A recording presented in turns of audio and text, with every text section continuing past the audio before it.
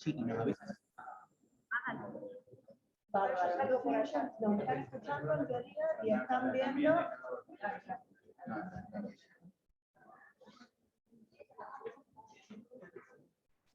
Acá puse la V, Silvia. No sé cómo querés que arranquemos. No sé, como vos quieras. Yo habitualmente leo la V al inicio. O la del bono. Como para arrancar, ¿eh? No, me gusta más la parte. Sí.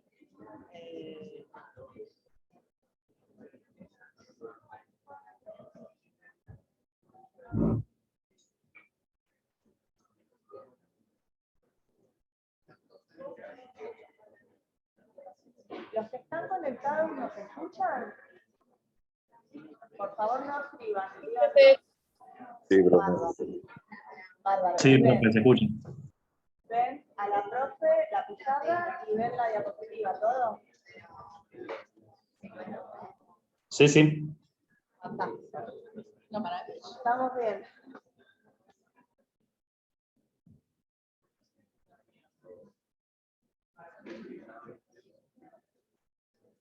Bueno, ¿quieren que demos inicio?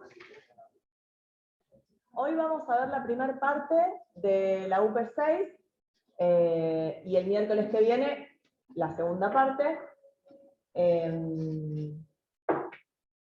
Bueno, arrancamos con la lectura de la UP. Lorena, de 38 años, es madre de 5 hijos. Trabaja en casa de familia 2 veces por semana y es recolectora de hortalizas en una huerta comunitaria de la zona. Le comenta al médico que estuvo trabajando al sol durante 6 horas. Bebió algo de agua, pero no comió nada. Hacía calor y había transpirado bastante. Mientras estaba agachada, con la cabeza hacia abajo, escuchó que 2 de sus hijas que la acompañaban ese día, no tiene con quién dejarlas, estaban peleando a los gritos. Se levantó bruscamente para reprenderlas. Al hacerlo, sintió cómo su corazón se aceleraba y pensó que iba a caerse. Su compañera de trabajo, al verla pálida y sudorosa, la acompañó hasta el centro de salud.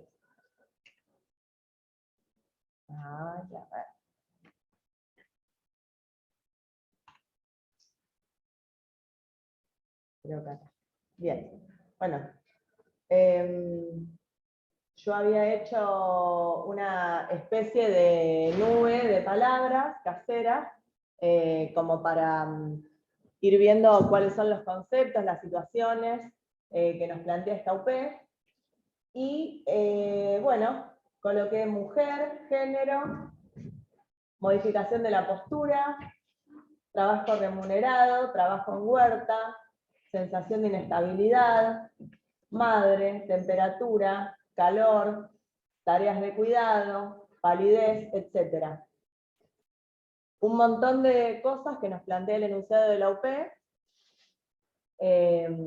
bueno, que aparecen en esta situación problema, en esta situación de salud-enfermedad, y como siempre, el planteo es pensar el proceso salud-enfermedad de manera integral, ¿sí? Con el análisis de todas las dimensiones o niveles que podemos estudiar. Sabemos que el proceso de salud-enfermedad y la existencia humana, como decimos siempre, tiene lugar, ¿no?, en todas las dimensiones de análisis. Siempre pongo el mismo gráfico como para hacer un llamado a esta mirada, el nivel de lo físico-químico, que es lo más pequeño en complejidad, celular, tisular, bueno, llegando a la dimensión social de análisis. Así que bueno, es importante que podamos pensar integralmente todas las UP, y en eso estamos. Cuando quieran. Bueno, nada, vamos a arrancar con la parte social, psicológica integrada, obviamente. Yo coincido plenamente con ella y me gusta esta idea de que este cuadrito ahí persevere en todas las unidades para que ustedes tengan claro de qué se trata esto también de la integración y lo puedan ir incorporando. Bueno, claramente en esta unidad nos paramos ante una cuestión de género. ¿Me escuchan bien? bueno, tenemos que tener absolutamente en cuenta el género por distintas cuestiones, ¿no? Porque vamos a ver conceptos como triple carga, porque vemos qué pasa con una madre que tiene que llevar a sus hijos al trabajo. Porque, bueno, vemos de qué se trata también el trabajo invisible, retomándolo desde la unidad 3, y porque es importante entender por qué hablamos de esto, y acá siempre aparece la pregunta de, bueno, y los hombres si trabajamos, no tenemos triple carga, yo siempre digo lo mismo, invéntense una ustedes si quieren, a modo de chiste, pero en realidad es porque, no por separar, igual que cuando hablamos de triple desgaste y de triple carga, sino que es necesario que hagamos un corte y tengamos una mirada, porque bueno, para las mujeres que transitamos la triple carga, realmente poder ponerlo en palabras y explicarlo y llevarlo y que el otro entienda de qué se trata, es sumamente importante.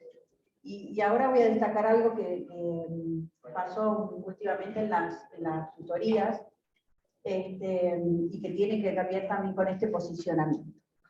Bueno, aparte, porque pensar hegemónicamente la cuestión del trabajo para el hombre también tiene una mirada muy recortada, muy hegemónica, muy patriarcal, digamos, ¿no? Entonces, bueno, todo eso claramente se ha modificado. Habría que ver cuánto hay de esto de que el hombre realmente se meta en el mundo de la casa, ¿no? Y pase a ser partícipe del trabajo invisible. Lo que sí tenemos claro es que la mujer ha pasado al mundo por fuera de la casa, incorporando la tarea, digamos, del trabajo por fuera, ¿sí? Bueno, fundamental, yo por ahí ustedes van a ver que cuando haga estas clases voy a tomar algunos conceptos, que creo que ya les dije el otro día, que tienen que ver con conceptos que repetidamente en los exámenes aparecen como mal enfocados ¿no? o que hay que darles una vuelta. Para poder pensar todo esto, importantísimo volver a la unidad 1 y poder pensar en CIMAT, ¿sí? Chicos, CIMAT es una sigla y quiere decir condiciones y medio ambiente de trabajo, porque después tampoco saben eso. Y es vamos a ponerla así, para que quede claro que es una sigla. Ahora se habla más de CIAT, y sería condiciones y ambiente de trabajo, pero bueno, ambas son válidas para hacer un enfoque del mundo del trabajo, ¿no? Entonces, lo primero que tenemos que poder pensar nosotros es qué pasa con esta CIMAT de Lorena. Entonces, nosotros vamos a ver que Lorena tiene unas condiciones y medio ambiente de trabajo complejas.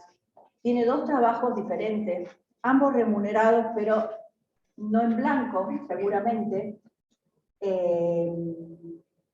Habrá que ver cuánto gana, si tiene vacaciones, por qué tiene que ir a trabajar con sus hijas, por qué no tiene con quién dejarlas, si es solamente una cuestión de contexto familiar o tiene que ver con que aparte no le alcanza el dinero para decir pago un jardín o encuentro un jardín, suponiendo que sean chiquitos, para llevarlos al jardín y que los chicos no tengan que estar en el ámbito de trabajo. O sea, muchas veces pasa esto de que yo me acuerdo cuando recién me recibí, iba con mi hija para todos lados. La he traído acá a la CIP, cuando trabajaba en el ACIP, acá en el subsuelo de sala 7, que ya no está. Pero bueno, cuando trabajaba y ella era muy chiquitita, a veces tenía que ver. Y esto tiene que ver, y ahí sí vamos con esta cuestión de género, y cuáles son aquellas cosas de las cuales las mujeres no podemos ni separar ni dejar de lado, ¿no? Los hijos están y una vez que llegan, hay que acomodar la situación de manera permanente. Por lo tanto, cuando uno habla de trabajo y la necesariedad de la mujer de salir a trabajar, bueno, se nos pone bastante complejo, ¿no? Pero bueno, nuevamente entonces podemos pensar el tema de las condiciones y medio ambiente de trabajo. En estas unidades, yo lo que trato de transmitirles es que yo no quiero que se vuelvan locos, porque después cuando van a los exámenes parece que están todos enroscados, y en realidad, si ustedes lo piensan un poco desde el sentido común a todo esto, les va a ser mucho más llevadero, ¿no? Es como cuando en la 4 vemos certificado médico, y llegan al examen y no saben cómo se hace un certificado médico. Claro, a cualquier persona, tienen un médico, amigo, familia, mostrame un certificado médico. ¿Cómo es un certificado médico? Métanse, y con esto es más o menos lo mismo. tienen que ponerse a estudiar y tomar desde la B1. Y acuérdense que yo a principio de año, para los que estuvieron, les dije que es súper importante que lean en el cuaderno del alumno. Hay un primer apunte, un primer que está de la página 11 a la 26, que es introductorio del área, que eso los va a ayudar para guiarse en toda el área con todos estos aspectos, ¿sí? Bien, bueno, entonces tomamos CIMAC, condiciones y medio ambiente de trabajo de Lorena, y vemos que ella está desfavorecida, lo cual va a hacer que ella se estrese, que eso lo vamos a ver en la unidad número 7, pero lo cual va a hacer también que se tenga que levantar bruscamente porque sus hijas pelean, entonces se marea, se tambalea, no se cae, o sea, todo esto que después ustedes tienen que explicar desde lo biológico también, ¿no? Pero claramente hay un componente emocional, digamos, y subjetivo en todo esto que hace que a ella las cosas le estén ocurriendo como le ocurren, ¿sí? Bien. Uno dice, bueno, ¿de dónde sacamos información? ¿En qué nos apoyamos para poder pensar el tema de condiciones en medio del trabajo? Y entonces aparece ahí la ergonomía, ¿sí? La ergonomía, que por favor yo les pido que no la minimicen a doña ergonomía, porque después van y dicen, no, es eso del trabajo, y que... No, chicos, la ergonomía es una ciencia multidisciplinaria que es sumamente importante, y para los que trabajamos en el ámbito del trabajo, yo no les puedo decir lo importante y lo útil que es, y me refiero a psicólogos, me refiero a médicos, me refiero a enfermeros, me refiero a cualquier persona que esté en el ámbito de la salud y que trabaje con esto. La ergonomía nos da herramientas sumamente importantes, ¿sí? Entonces, yo les voy a ir anotando acá los nombres de los términos que me parece que sí o sí ustedes tienen que tener claro. Entonces, si bien la ergonomía aparece por allá por el siglo XVII, en principio, y con toda esta cuestión de ver los movimientos repetitivos y problemas osteomusculares y demás, todo esto fue avanzando, digamos, ¿no? Entonces, aparece la necesariedad de hacer una adaptación de los medios de trabajo al hombre. No de que el hombre se adapta al trabajo, porque en eso de adaptarse el hombre al trabajo es donde estuvo la esclavitud, o sea, y tantas cosas negativas a lo largo de la historia del trabajo, digamos, que lo que lograban eran enfermar muchísimo al trabajador, porque aparte el trabajador no tenía herramientas para poder modificar, se hacía así y se hacía así. El trabajo repetitivo, si alguno vio la película de Charles Chaplin, Tiempos Modernos, es eso, pero uno lo mira y es terrible realmente, ¿no? Es absolutamente repetitivo, agotador, pero no había otra posibilidad. Yo siempre les sugiero que aunque sea lean un poquito algo de los textos que tengan, porque sé que por ahí no es a lo que más importancia le van a dar, pero si ustedes lo contextúan, el tema de la historia del trabajo es sumamente importante, ¿no? Y creo que algo el otro día hablé del Fordismo, el Toyotismo, el Taylorismo, de qué se tratan todos estos grandes movimientos que hacen que lleguemos al hoy que tenemos con el mundo del trabajo como está y con la ergonomía actualizada como está. Bueno, aparece entonces la ergonomía intentando adaptar la maquinaria al hombre. Esa era la primera cuestión, lo que primero aparece de la ergonomía. Pero esto después se fue modificando y en distintos países se va tomando. En Europa se trabajó mucho y después se va trasladando por suerte a nuestra Sudamérica, ¿no? Y entonces nos permite poder empezar a pensar cuestiones diferentes. A ver, la ergonomía, ¿por qué hablamos de lo multidisciplinario? Porque la ergonomía de por sí, y si uno piensa cómo adapto la máquina al hombre, queda muy escueta, queda muy cerrada, queda muy corta, digamos. Entonces, necesariamente tenemos que recurrir al aporte de otras ciencias, ¿no? Y ahí aparece, por supuesto, todo lo que tiene que ver con la medicina, las distintas ramas, ¿no? Fisiofísica, y todo lo que tiene que ver, y que lo vemos un poco resumido en la unidad 1 cuando decimos, bueno, Carlos hace todos los tipos de trabajo que estamos hablando, porque estamos atendiendo a estas cuestiones de todos los aportes de lo interdisciplinario, ¿sí?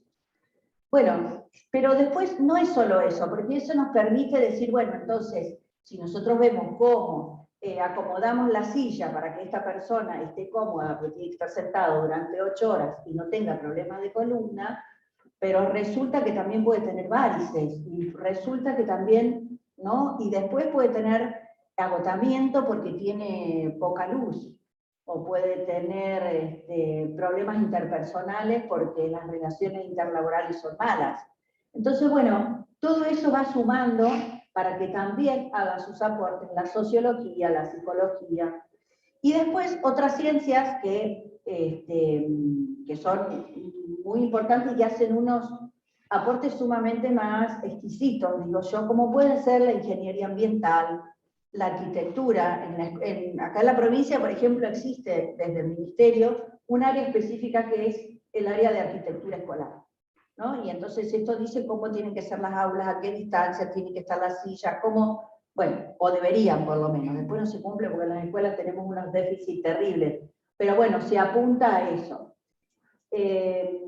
Esta cuestión efectivista, digamos, de la ergonomía y poder ir pensando todas estas cosas, lamentablemente, digo, para los que estamos en el ámbito de lo público, se ven mucho más plasmadas en lo privado. O sea, hay empresas que aparte por una cuestión de productividad y demás, toman toda esta cuestión de adaptación y de aportes y demás, y dicen, bueno, a ver, ¿cómo podemos hacer para que este empleado me rinda? Porque se cosifica también ahí al empleado, digamos, ¿no? Me rinda, no se enferme, la mujer se embarace lo menos posible, y entonces a la vez entiendo que si yo le doy herramientas para que alguien que tenga que trabajar en altura trabaje con todas las medidas de seguridad posibles, corre seguramente mucho menor riesgo de accidentes y de muerte también. ¿Está? Entonces, bueno, hay que ir tomando toda esta mirada. Y el aporte que la medicina hace es fundamentalísimo, ¿no? Hay una cuestión muy limitada por lo que se viene luchando hace mucho, que es cuáles son las enfermedades del trabajo y cuáles no. Y el listado es muy cortito, digamos, ¿no? O sea, como aceptación de normas, deberían tomarse muchas más. Pero hay cuestiones que son muy, muy específicas, digamos, ¿no? La gente que trabaja en lugares chiquitos, encerrados, no sé, como puede ser la gente que trabaja con teléfonos o en atención, digamos, telefónica, tienen muchísimas cuestiones de estrés, de agotamiento psíquico, muchas presiones, y por lo tanto se llevan a muchos cuadros desde lo psicológico, ¿no? Y muchas veces también desde lo psiquiátrico. Las maestras tienen grandes problemas con la voz. O sea, yo, por ejemplo, si tuviese que hablar así todo el tiempo, seguramente algo me pasaría, pues no tengo una voz potente. Vieron que las maestras y maestras que tienen esos vozarrones, bueno. Y en este momento hay muchas maestras, muchísimas maestras, que están con problemas de la voz, o que pasan a lo que se llama tareas diferentes, hoy antes se llamaba tareas pasivas, por cuestiones en la voz. Los colectiveros tienen muchísimos problemas de columna y tienen problemas incluso de esterilidad por la ubicación del motor y el calor, digamos, ¿no? Que irradia el motor del colectivo y cómo afecta, digamos, la zona genital. O sea, cada área de trabajo, por supuesto, donde se hace mucha fuerza, hay cuestiones musculoesqueléticas, ¿no? O sea, las cuestiones donde se trabaja con exposición, supónganse, en una fábrica de baterías, seguramente va a haber plombemia, va a haber plomo en sangre. O sea, todas cuestiones que, bueno, que ustedes las van a ir viendo y las van a ir conociendo y que la clínica los va a acercar, en tanto, como le dije el otro día, siempre sepan dónde vive y cómo trabaja la persona que tienen enfrente, ¿sí? Bueno, de la ergonomía, ustedes tienen ahí dos textitos que yo, después del último examen, me puse a repasarlos, y la verdad que yo les aconsejo, son súper claros, son cortos, está escrito por uno de los docentes del segundo año, y me parece que lo importante es que extracten, que tomen de ahí los conceptos que ustedes consideren importantes, como, supónganse, conocer de qué se trata la ergonomía cognitiva, a diferencia de la otra, ¿no?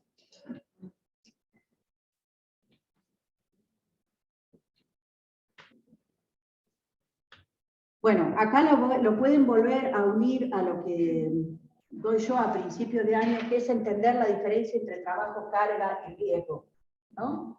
Porque, bueno, y la diferencia que hay entre trabajo mental y trabajo psíquico. Lo cognitivo tiene que ver justamente con todas estas cuestiones del conocimiento, digamos, y con todo el trabajo mental, ¿no? Y entonces, cuando hablamos de esto, hablamos de lo cognitivo y hablamos de lo conductual de un trabajador en un espacio de trabajo. ¿Está? Entonces nos corremos, avanzamos un poquito más de la primera, que es pensar máquina-hombre, hombre-máquina, y vamos sumando otras cuestiones a esta ergonomía que nos van complejizando el panorama, pero que también nos permite y nos da muchísimo aporte, nos permite trabajar de una manera interdisciplinaria muy, muy interesante, ¿no? Bueno, entonces, tomar estas dos cuestiones de la ergonomía, de las diferentes ergonomías, entender un poco la historicidad, relacionarlo con el trabajo, y por qué unimos ergonomía, CIMAC o CIMAC a ergonomía, ¿no? Pero bueno, ambas dándole la importancia que realmente tienen. ¿Y esto por qué? Porque nosotros tenemos que ponernos a pensar qué le pasó a Lorena, más allá de las niñas que se peleaban y demás. O sea, uno, y ahí voy a lo que decía antes Julia, uno tiene que mirar integralmente, ¿no? Y uno no puede decir, bueno, miro solamente que Lorena se levantó bruscamente y entonces le bajó la presión porque no había comido o porque no había tomado agua. No, pero hay un entorno, hay toda una situación, entonces uno tiene que entender y saber qué pasa ahí con esta cuestión de género y por qué ella tiene que llevar a sus hijos al trabajo y demás.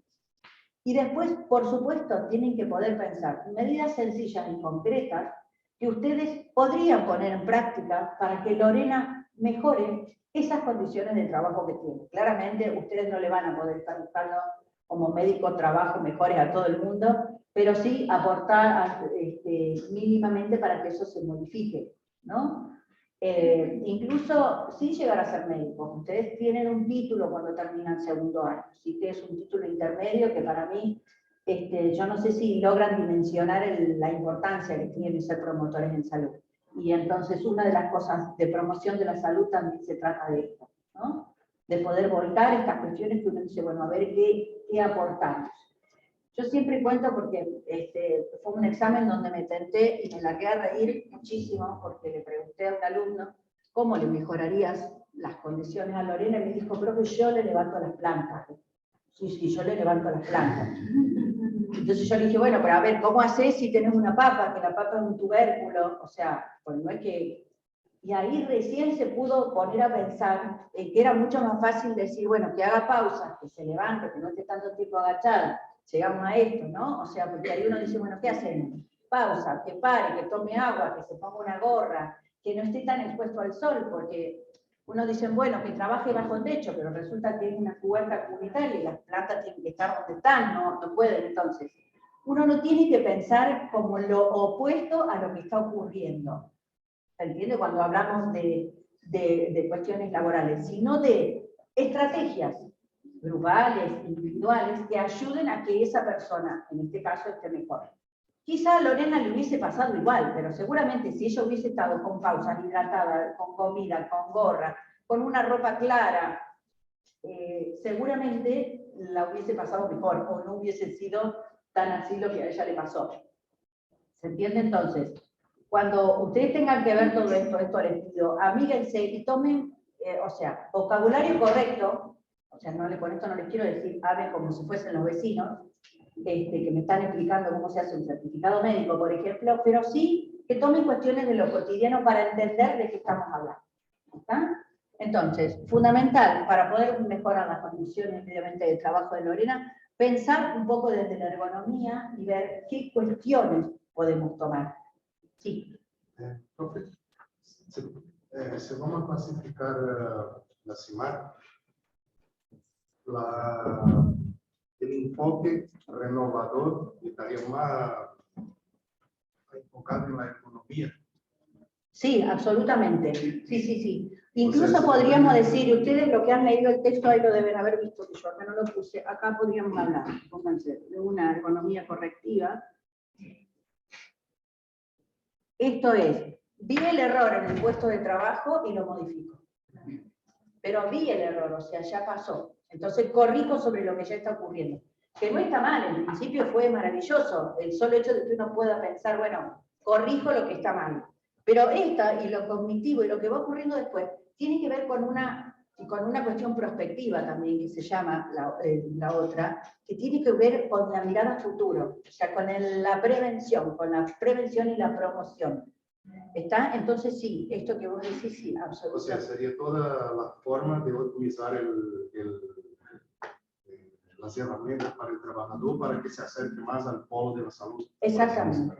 Todo lo posible. Y cuando hablamos de todas las herramientas, no hablamos solo de la silla, de que tenga buena luz. Hablamos de que si es necesario hacer talleres, porque hay muchas relaciones interpersonales dañadas o complejas, que se puedan hacer talleres. No sé, que se pueda dar... otra cosa que yo siempre nombro, en una época hice un trabajo en Citratel, que es el sindicato de telefónicos, y lo que me llamó la atención es que les habían puesto en el medio del edificio un gimnasio. Entonces ellos podían hacer una pausa e ir un ratito al gimnasio.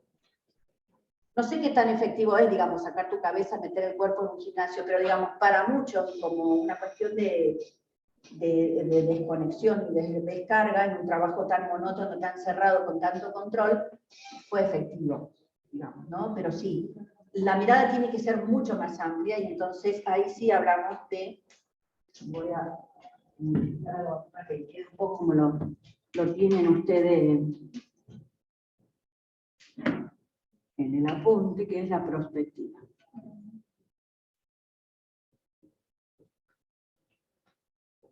¿Sí? Con una mirada a futuro, entonces, no solo pensar en cómo le resuelvo, cómo corrijo lo que le está pasando a Lorena, sino cómo pensar a futuro algo que le siga mejorando esas condiciones de trabajo, porque en definitiva a cualquier patronal le conviene tener a su empleado bien. Lamentablemente no es la mentalidad que existe en todos lados y por eso sigue existiendo de alguna manera, ¿no?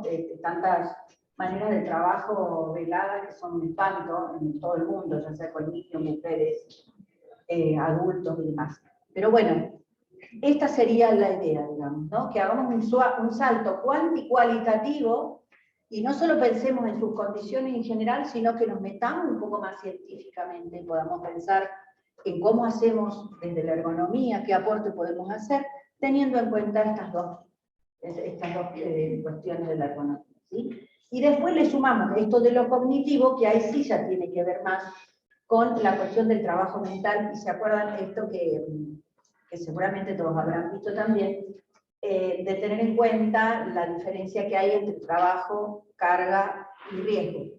¿Está? Siempre pensando que el trabajo es lo que es, repetido esto, pero es válido, no es ni bueno ni malo, sino que lo hace bueno o malo son las condiciones en las que los desarrollamos. La carga sí ya tiene una connotación negativa, sería como decir, bueno, el trabajo es el semáforo verde, la carga sería el amarillo y el riesgo ya estaríamos en rojo. ¿Está? Evidentemente en esa escala nosotros tenemos que intentar no llegar a los riesgos. Lo que pasa es que, bueno, lamentablemente conocemos de eso cuando ya se llegó a los riesgos, ¿no? Pero bueno, con todas las herramientas que tenemos hoy, me parece que es sumamente interesante que se pueda pensar en todos estos aspectos. Y yo, por ejemplo, me pongo a pensar y digo, bueno, yo como psicóloga no tengo por qué saber que Lorena tiene que tomar agua. Ustedes como médicos tienen que poder dar una explicación de por qué es necesaria mayor ingesta de agua, por qué ella tiene que hacer pausas. Está más allá de que después integremos y que yo obviamente sepa de eso y ustedes también. Pero digo, o sea, como separar, pero para unir, para hacer más aportes, para sumar. ¿Sí? Bien. Otra de las cosas que aparte vos ahí lo pusiste que a mí me parece súper interesante es el tema del trabajo invisible. Yo les aseguro que, no sé si a vos te pasa, pero yo digo que uno no se da cuenta qué tan invisible es el trabajo hasta que lo vive, ¿no? Y yo les decía que había pasado algo en las tutorías porque el otro día terminábamos hablando con los alumnos de esto, que quieren hacer, cómo es el desarrollo de la tarea en el hogar. ¿Qué hace cada uno? Si es que hacen, no hacen, si aportan, no aportan. Y entonces yo me quedé pensando mucho en eso y después charlando con mi terapeuta, me dice, ¿vos te pusiste a pensar? Dice que el hecho de que las madres reneguemos porque nuestros hijos no colaboran en la casa, contextúenlo, ¿no? Es bien patriarcal, me dijo. Y ustedes no saben, no sé, me pegó acá lo que me dijo, ¿no? Y esto de, bueno, de cómo modificar. ¿Y por qué voy a esto? Porque el trabajo invisible es tan invisible que no lo ve nadie si uno no lo pone en palabras. ¿Está? Se naturalizó que la madre cocina, limpia, plancha, acomoda. No importa si trabaja o no trabaja. Las mujeres, y digo la madre, no generalizo porque tenemos claro que existen distintos tipos de familia y demás, pero bueno, digamos, ese rol de la mujer puesto ahí en que parece que podemos con todo. Y cuesta mucho salir de esta mirada del hombre solo como proveedor y la mujer como la que cuida los pollitos, la que lleva a los chicos al médico, la que va a la escuela, la que ayuda con la tarea, la que cocina, la que lava, la que plancha y quizá también la que corta el pasto. Esto no lo generalizo, yo sé que ha habido un corrimiento, pero me parece que necesitamos un mayor corrimiento de todo esto. Y cuando les digo esto es porque yo me encuentro pensando, digo, a la pucha, digo, ¿cómo es mi casa? Y mi hija no plancha, no lava, no le tengo que pedir que saque los perros. Digo, esto se repite. Y esto es lo que nosotros tenemos que poder pensar como diferente desde el género. Porque si no, es sostener también desde ese lugar algo de lo cual después como que nos arrepentimos. Y a mí me pasa que me junto con amigas que tienen hijas de mi edad y todas hablamos de lo mismo. Estamos cansadas de que no nos ayudan, de que no aportan, de que duermen, de que están todo el día con el celular. Digo, todo eso hace que este trabajo invisible se haga más invisible. Entonces, no nos tiene que quedar solo en el concepto de entender qué es el trabajo invisible y que se invisibiliza y que es invisible porque no es remunerado, porque no es reconocido como tal. ¿Está? Entonces, bueno, lo importante de poder correrse de eso también, para que la calidad de nuestro momento reproductivo, de nuestro tiempo libre, de nuestro tiempo liberado y de nuestro ocio, sea mucho mejor. Si no, llegamos con un agotamiento muy importante. Y miren, el otro día me pasó una cosa que yo me cuenta que me subleva un poco. Estaba en la cola de un banco, había dos señores delante mío, y uno dice, no, yo ahora llego a la casa, dice, y la vieja ya me tiene todo listo, dice, porque yo ya laburé 30 años. Así que yo ahora llego, pongo las patas arriba del sillón, y yo siempre con mi yugular, sinceramente, o sea, yo no sé si es que ya tengo oído para escuchar estas cosas, pero me pasa así, que bueno, y era naturalizado absolutamente este lugar de la mujer como la sierva, como quien tiene el deber, ¿no? Después me pongo a pensar y digo, bueno, eran dos personas de más de 70 años, trato de contextualizar, porque uno, bueno, no puede andar enojándose con todo el mundo, pero digo, sirve para decir, bueno, a ver, ¿en qué punto de inflexión estamos respecto del entendimiento que tenemos nosotros sobre estos conceptos que ustedes tienen que tratar de, no solo de incorporar, sino de aplicar y de entender la importancia que tiene? Que una mujer no esté permanentemente agotada porque no tiene hora del día donde dedicarse a ella misma. ¿Está? Digo, y lo tomo acá exclusivamente porque estamos en la unidad 6 y estamos con la cuestión de género y por supuesto defiendo al género.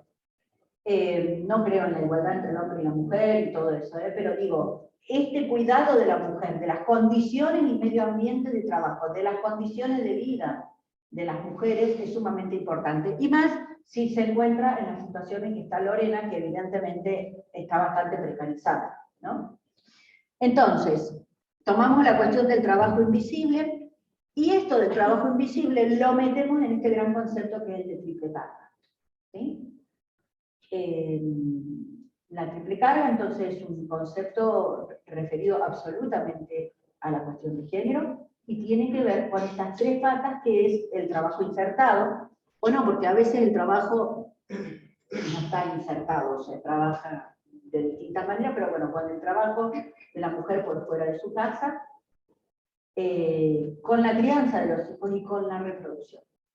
¿Tá? Y no confundan esto con triple desgaste, ese es otro error que suele cometer. El triple desgaste es de los niños que trabajan. ¿Sí?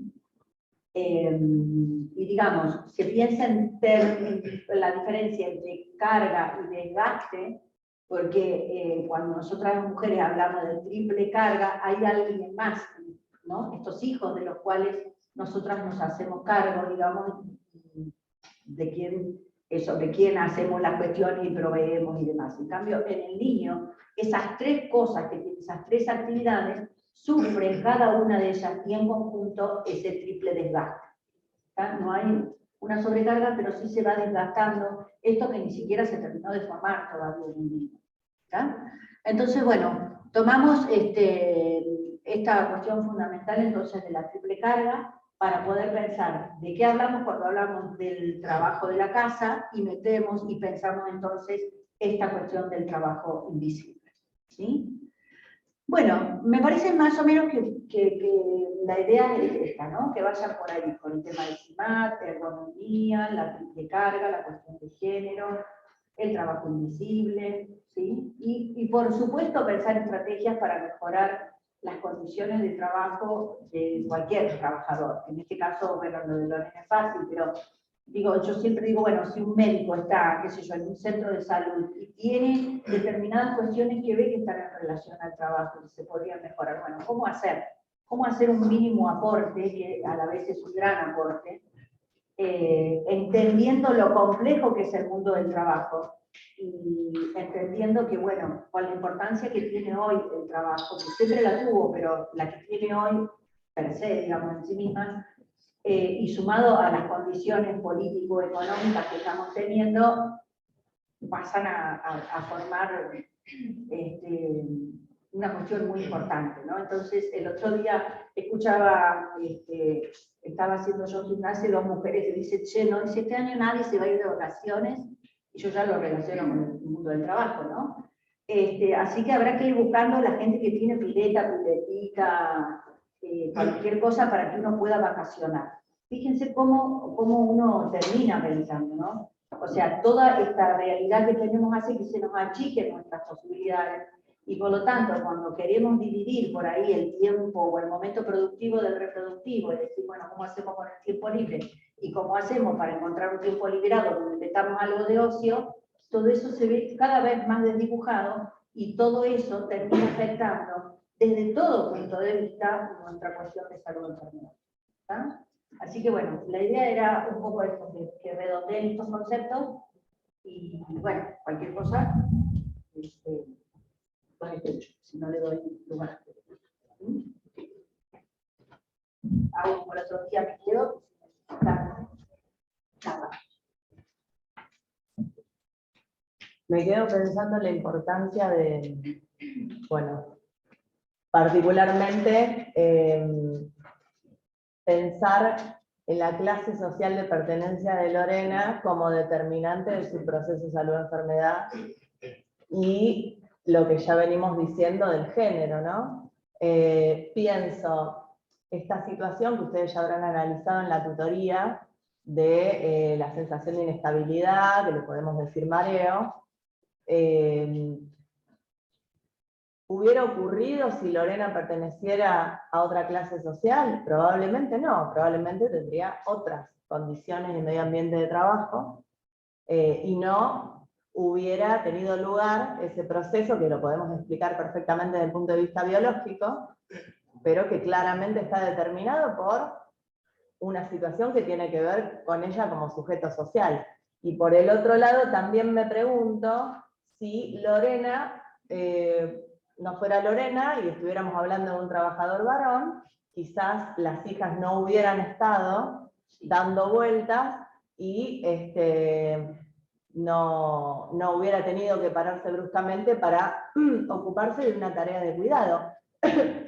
Y probablemente, pese a las condiciones y medio ambiente de trabajo, de que seguramente no está bien hidratado, bueno, cuestiones que ya analizaremos, pero quizás esa situación de hipotensión y de mareo no se hubiera presentado. Entonces, de ahí la importancia de poder pensar cómo, en definitiva, todo lo que podemos explicar desde el punto de vista biológico está determinado por que las personas son sujetos sociales con determinación, ¿no? Entonces, es interesante pensar, como decíamos en la primera UP, y Carlos, ¿la contracción muscular es biológica o es social?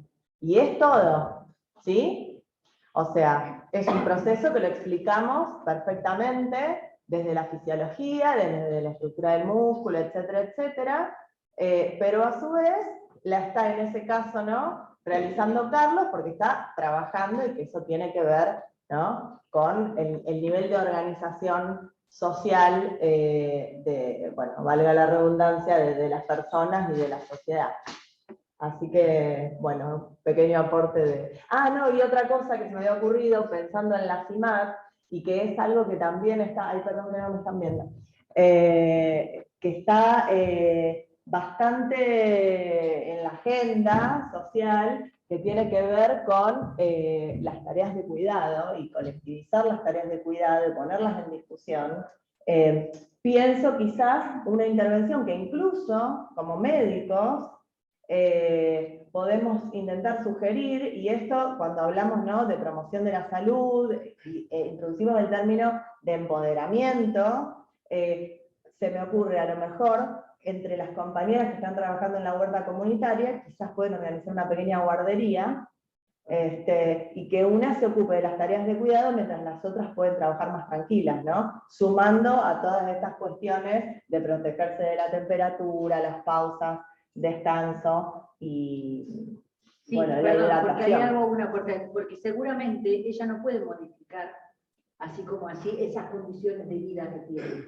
¿Está? Entonces, bueno, esto de, por eso la mirada siempre desde este lugar tiene que ser colectiva, ¿sí? Porque, como dice Christophe de Jours, el trabajador que más se enferma es el trabajador que está solo, ¿está? Que no tiene redes. Absolutamente. Vos estabas con eso. Una pregunta para... Sí. En la mesa de examen, después de hablar de esa parte de CIMAD, para usted, ¿hablar de modelo médico de castellano es importante o no tiene nada que ver acá? Sí, sí, para mí sí tiene que ver. Lo que pasa es que por ahí yo no lo tomo porque es más de la cátedra de Medicina y Sociedad, pero castellano, aguante castellano. Miren cómo se lo digo, aguante castellano. Y les cuesta muchísimo. En el Seres un Medio se ve mucho más profundo.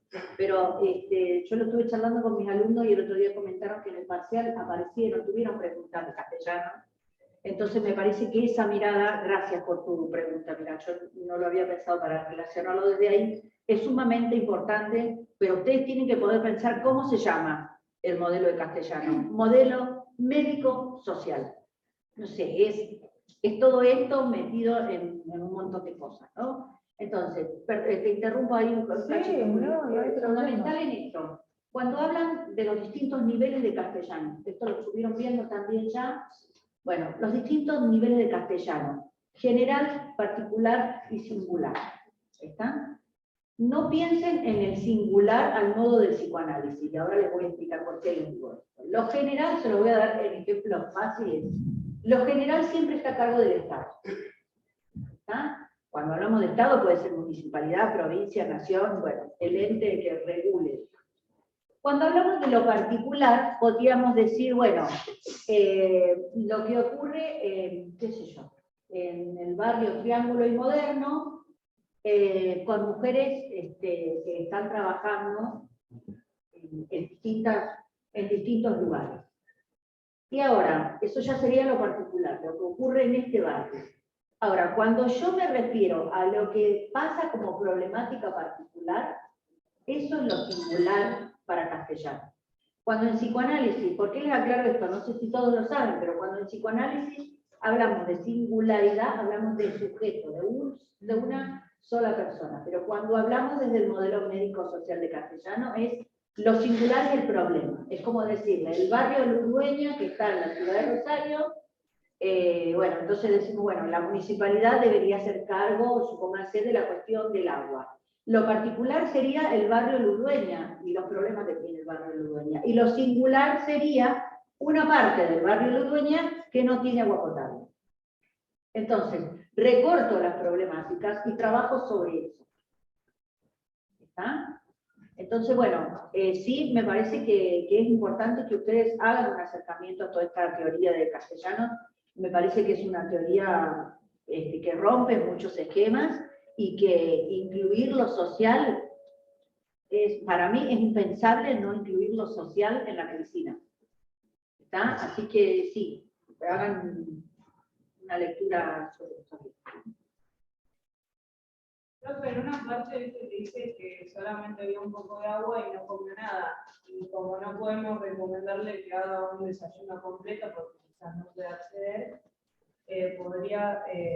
podríamos decirle que se pongan de acuerdo entre las personas que trabajan en esta huerta para llevarle un día, en los días que trabajen, cada una lleva una cosa y hagan así como un desayuno o merienda entre todos. Podría Cada ser, uno lleva algo.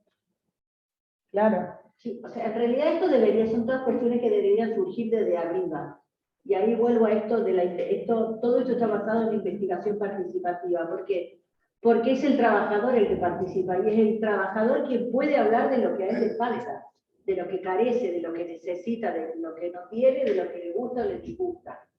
Entonces, por ahí eso va a servir como algo paliativo, pero ¿por qué quizás no ponerse a pensar colectivamente en algún método que sirva para que haya algún modo de hidratarse en forma permanente, digamos, ¿no? Pero sí, es un buen... Todo lo que sume y se pueda llevar a cabo, bienvenido sea.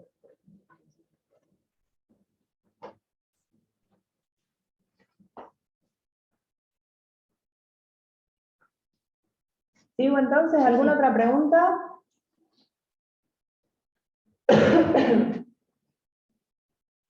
Bueno, vamos un poquitito a la dimensión biológica de análisis de esta UP. A ver cómo...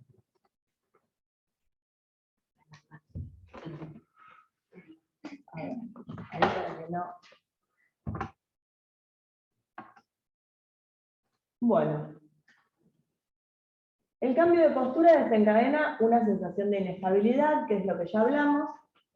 Entonces, lo que tenemos que hacer es preguntarnos cuáles son las modificaciones que se van a producir al pasar de la posición en cuclillas a la posición de pie en forma brusca, ¿sí? Y para eso nos vamos a valer, como ustedes habrán visto en tutoría o incluso en el seminario de física, sí, no hay problema. A ver, me voy a girar esto para ver si colabora un poco. Ahí está. Nos vamos a valer del teorema de Bernoulli, ¿sí? Para explicar.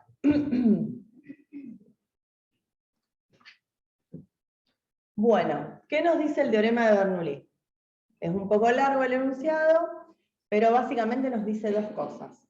Nos habla de la energía total que está implicada en un flujo líquido, en un sistema de tubos rígidos por los que circula un líquido ideal, que un líquido ideal es aquel líquido ideal justamente que no tiene viscosidad, entonces no pierde calor por rozamiento. Entonces el teorema nos dice que esa energía total implicada en ese flujo es constante, o sea que es la misma, tiene el mismo valor, a lo largo del circuito, o sea en cada punto del circuito tiene el mismo valor, y además de que es constante, es igual a la suma de 3 formas de energía. ¿Sí? Eso es lo que dice el teorema. Y si lo enunciamos con una fórmula, decimos que la energía total es igual, dijimos 3 formas, ¿no? De energía. La energía de presión, más la energía cinética, más la energía gravitacional, y el teorema también nos dice que es constante a lo largo del circuito. Tenemos que nombrar las dos cosas cuando hablamos del teorema de Bernoulli. Que es constante la energía total y a su vez, ¿sí? Que es igual esa energía total a la suma de 3 formas de energía. Si yo tengo en cuenta que la sangre no es un líquido ideal, sino que sí tiene viscosidad y por lo tanto pierde calor por rozamiento, para que la energía total implicada sea constante, voy a tener que agregar, como acá puse en el segundo renglón, el calor. Que lo voy a tachar, no lo voy a tener en cuenta para los cálculos, ¿sí? Lo voy a desestimar, al igual que la energía cinética te representa un porcentaje muy chiquitito de la energía total. Esto, despreciar el calor y despreciar la energía cinética, nos va a permitir trabajar más fácilmente con el teorema para poder explicar lo que pasa con la presión y las modificaciones en la posición del cuerpo. ¿Mm? Bien, entonces ¿a qué llego? A que la energía total es la suma de la energía de presión más la energía gravitacional. Y sabemos que la energía de presión es igual a presión por volumen. Eso ya lo hemos visto. Ahora bien, si yo en vez de poner energía total pongo, y quiero calcular energía total por unidad de volumen, cancelando, ¿sí? Me queda que la energía total por unidad de volumen es igual a la presión hidrostática más la energía gravitacional por unidad de volumen, y todo esto, como dijimos al principio, y despreciando estos dos términos, es constante a lo largo del circuito en un momento dado, ¿sí? ¿Se acuerdan cuando decíamos que el flujo en un circuito, la ley de continuidad del flujo? Que decíamos que el flujo en un circuito cerrado, o sea que no tiene ni ingresos ni egresos, el flujo en un circuito cerrado es constante a lo largo del circuito. En el aparato circulatorio podemos decir que el flujo es el volumen minuto cardíaco, como ejemplo, ¿no? De algo que se mantiene constante a lo largo del circuito. Y si decimos que vale en un momento dado 5 litros por minuto, sabemos que en cualquier punto del circuito va a valer 5 litros por minuto, ¿sí? O en todo el sector capilar del circuito sistémico, o en la aorta, o en las dos venas cavas, o lo que sale por la arteria pulmonar, ¿sí? Vale, siempre tienen el mismo valor el flujo. El flujo es constante a lo largo del circuito. Ya aclaramos que no a lo largo del tiempo, ¿no es cierto? Porque dependiendo si está la persona en ejercicio, si está durmiendo, si está en reposo, pero en vigilia, entonces el volumen minuto cardíaco, el flujo del circuito, va a asumir distinto valor según esas necesidades particulares. Pero siempre se va a cumplir que a lo largo del circuito, en un momento dado, el flujo es constante. Esa es la ley de continuidad, ¿verdad? Bueno, entonces, el teorema de Bernoulli nos dice que la energía total también es constante a lo largo del circuito en un momento dado, y no a lo largo del tiempo. En eso es muy similar a la ley de continuidad, ¿está? Entonces, volviendo, decimos que es constante y a su vez es la suma entre la presión hidrostática y la energía gravitacional por unidad de volumen. Vamos a seguir en el análisis para poder seguir explicando. Bueno, vamos acá arriba. Ahí. Ustedes saben que... No se va. Me voy a subir porque si no me va a bajar de vuelta. Allá arriba es exactamente lo mismo que teníamos en la diapositiva anterior, ¿sí? Y sabemos que la energía gravitacional por unidad de volumen, en realidad el volumen está dentro del circulito, eso es porque se me desconfigura un poco los cuadros. La energía gravitacional por unidad de volumen es igual a la densidad por la gravedad por la altura. ¿Sí? La altura del punto del circuito que yo estoy analizando respecto de un punto de referencia que es el corazón, ¿verdad? En el punto de referencia la altura es 0. Entonces, si yo tengo que la suma de la energía de presión más la energía gravitacional sobre volumen es constante a lo largo del circuito, quiere decir que en cualquier punto del cuerpo, donde yo me pare para analizar, esa suma de dos términos me va a dar el mismo valor, ¿cierto? Entonces, vamos por ejemplo acá a nivel del corazón, y vamos al sector arterial, ¿no? Si me dicen por un dato, ¿no? Estos son valores numéricos que son ejemplos que nos permite ver un poco más concretamente la situación. Tenemos que la presión hidrostática a nivel del corazón es de 100 en las arterias.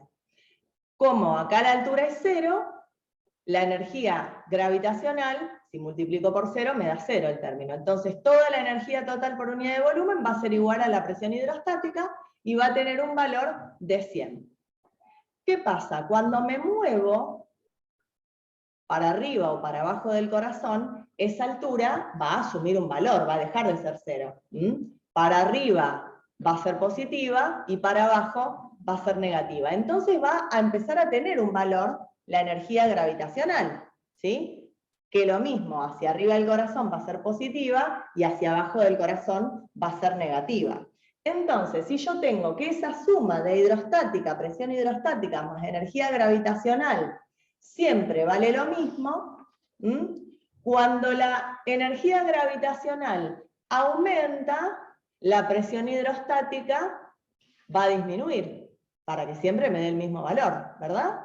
Y cuando la energía gravitacional disminuye, entonces la presión hidrostática va a aumentar, para que me dé el mismo valor, porque el teorema de Bernoulli me dijo que la energía total es constante, o sea, es la misma a lo largo del circuito.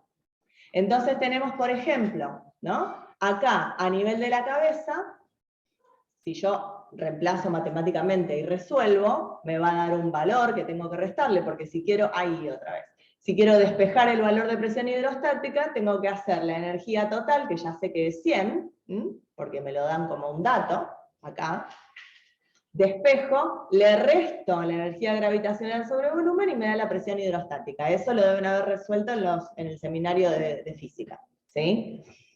Entonces ahí llego a que la presión arterial a nivel de la cabeza es, por ejemplo, con estos datos, ¿no? De estos centímetros, etcétera, me da 56. Fíjense la diferencia, ¿no? Y aquí la importancia de que la presión arterial se mide a nivel del corazón. Por eso las condiciones de la toma de la presión arterial son determinadas y el brazo tiene que estar a la altura del corazón. Bien.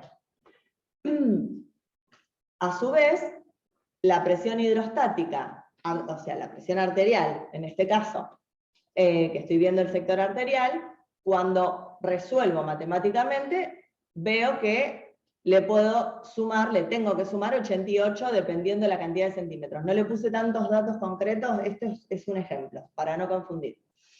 Entonces acá tengo que, a nivel de los pies, la presión arterial es de 188, por ejemplo. Fíjense cómo cambia. Más baja, más alta y mucho más alta aún. Justamente porque hay diferentes alturas respecto al punto de referencia que es el corazón. Y con la presión venosa pasa lo mismo, solamente que son valores de presión mucho más bajos, como ustedes ya saben. Entonces, si yo tengo una presión venosa central de 4, cuando resuelvo matemáticamente y le resto, que en este caso la energía gravitacional sobre volumen vale 44, por la diferencia de centímetros entre la cabeza y el corazón, eso se resuelve así, me da que la presión venosa a nivel de la cabeza es de menos 40 milímetros de mercurio, ¿sí? Y a nivel de los pies es de 92 milímetros de mercurio. Entonces, veo cómo a nivel de la cabeza baja la presión hidrostática, a nivel de los pies aumenta la presión hidrostática. Esto me lo explica, en realidad, intuitivamente uno lo puede pensar, ¿sí? Pero si hacemos la justificación matemática y con el teorema de Bernoulli es cuando podemos terminar de entenderlo en profundidad. ¿Alguna pregunta hasta acá? Bien, porque esto es muy importante para poder explicarlo. Decime. En realidad es tema de curiosidad. Bueno. Habíamos visto el año pasado que existía el sifón carotídeo, la carótida interna. Sí. ¿No varía un poco la presión con que llega a la cabeza? Porque si está mucho dolor del corazón, ya no tiene tanto. O sea, ¿variará algo si yo miro la carótida interna por abajo del sifón o por arriba? La verdad que no te sé decir. No.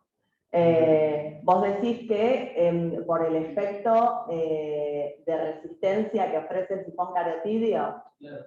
O sea, si me ocurre que están los costados, cuando las presiones son iguales, sí habría una diferencia significativa. Cuando uno se para, no, en realidad, aplicando el teorema de Bernoulli, no tendrías por qué tener diferencia.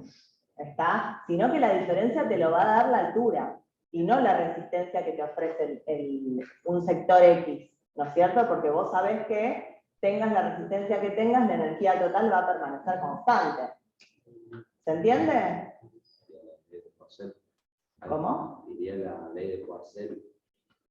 Sí, la ley de Postel lo que te va a establecer es que la resistencia, a ver, porque vos pensás que estás hablando en un momento, ¿sí? Después vamos a ver la parte de autorregulación cerebral, donde variando, y que se aplica la ley de Postel, el radio y por ende el diámetro de los vasos, va a variar o no el flujo sanguíneo dependiendo la diferencia de presión que vos tengas. Pero en un punto determinado, vos lo que tenés que aplicar es el teorema de Bernoulli, ¿sí? ¿Se entiende? En cambio, si vos vas a disminuir o aumentar el radio, lo que vas a comparar son momentos diferentes, antes y después. ¿Está? Ahora lo vamos a ver a eso.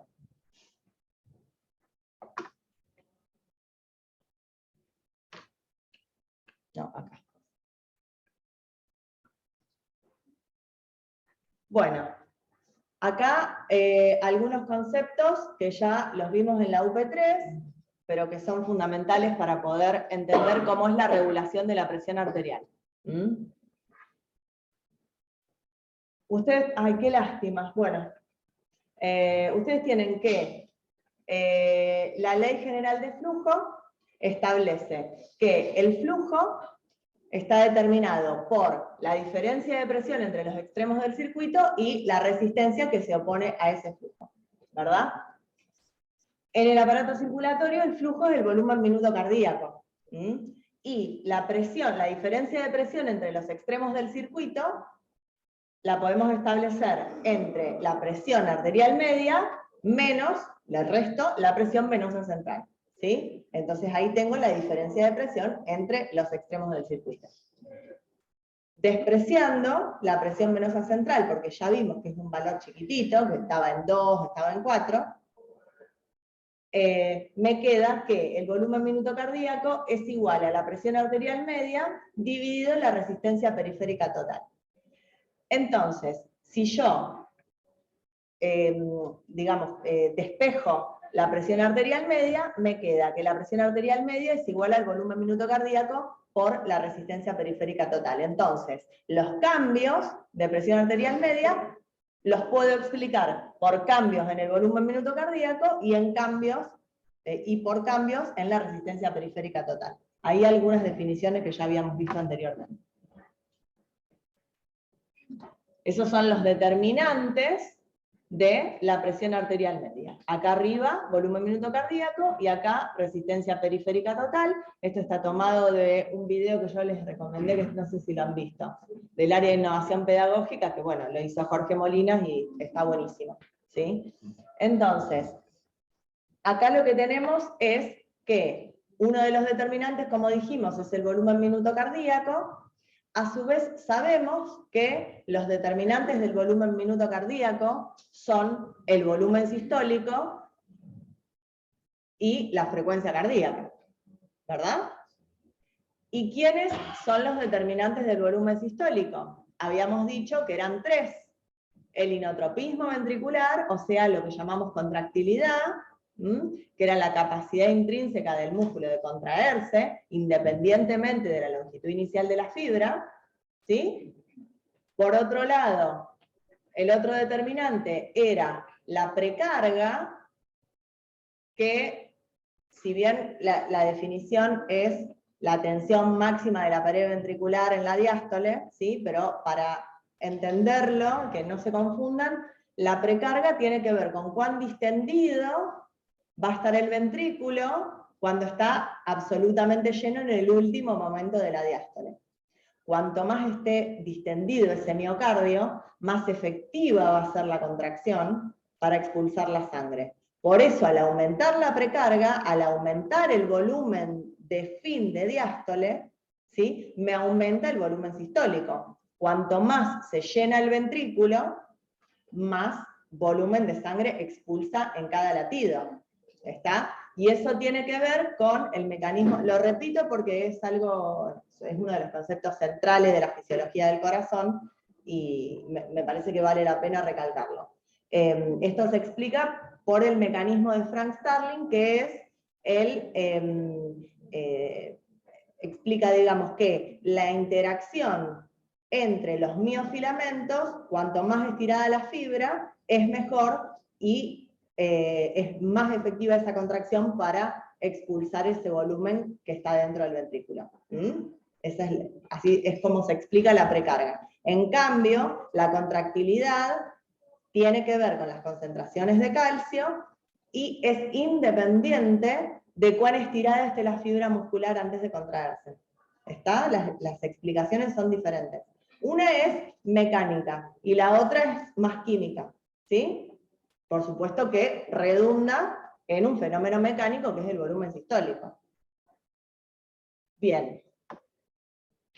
Y bueno, también la poscarga, pero ya sabemos que la poscarga se relaciona en forma inversa con el volumen sistólico. Si hay más poscarga, hay menos volumen sistólico. Y la poscarga tiene que ver, si bien cuando vemos la definición es la tensión máxima de la pared ventricular durante la sístole, pensemos, para poder comprenderla mejor, a la poscarga como aquella fuerza que se opone a la eyección ventricular. Y que básicamente la podemos homologar en situaciones fisiológicas a la presión arterial. Cuanto más presión yo tengo adentro de la aorta, si soy el ventrículo, más me va a costar expulsar la sangre hacia ese lugar. ¿Sí? Eso sería una situación de aumento de poscarga. Entonces, va a disminuir el volumen sistólico, si los otros parámetros se mantienen constantes. ¿De acuerdo? Bien.